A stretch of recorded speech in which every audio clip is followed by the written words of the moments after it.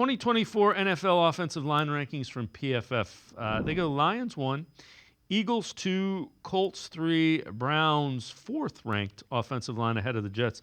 Unit could still be among the best in the NFL when healthy, and it's also evident that the Browns have good depth in second-year offensive tackle DeJuan Jones, who might even earn the starting job at right tackle. I think it's a little high. I'm a little more concerned than most with the Browns' offensive line. Interesting, Dave.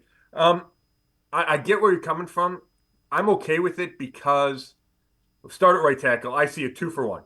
Whether it's Jack Conklin and DeJuan Jones, one of those guys.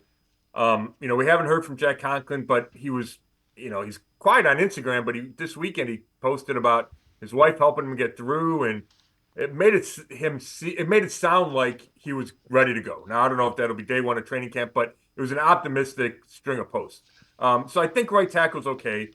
Wyatt Teller's fine or good. Ethan Posic's good. I think Joe Bitonio is going to bounce back at left guard from the injury-plagued year he had last year. If he doesn't, then you're right. This ranking is too high. But I have a lot of confidence in Joe Bitonio. Now, obviously, injuries are out of his cover and get back to the player he was. So then the only question left is at left tackle. I think Jed Wills is better than people give him credit for. He's in a contract year. I think you'll get the best football from Jed Wills. And if those two things happen on that left side, then I think that ranking is deserved. All that is fair. The concern I have is everybody's Bitonio's a little older, Posic's a little older, Teller's a little older, and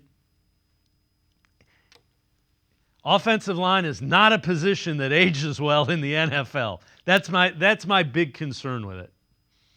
Yeah, I mean, that's legitimate. And, they've tried to, I feel like Andrew Berry's tried to add depth in the offseason. Not any huge names. I mean, Zach Zinter, the third-round pick out of Michigan at guard is probably the biggest name that he added in the offseason.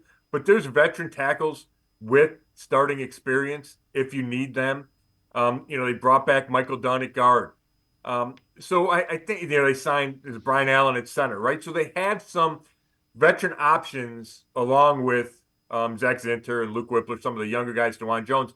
So I think they have another year in them before I'd be really concerned. But, I get your point, and you never know when that's going to happen, right? When injuries are going to hit. I mean, they had him at tackle last year, and they had him at guard. There's no reason the injuries couldn't happen again. Yeah, I'm with you. If you knew when they were going to happen, you'd avoid them without question.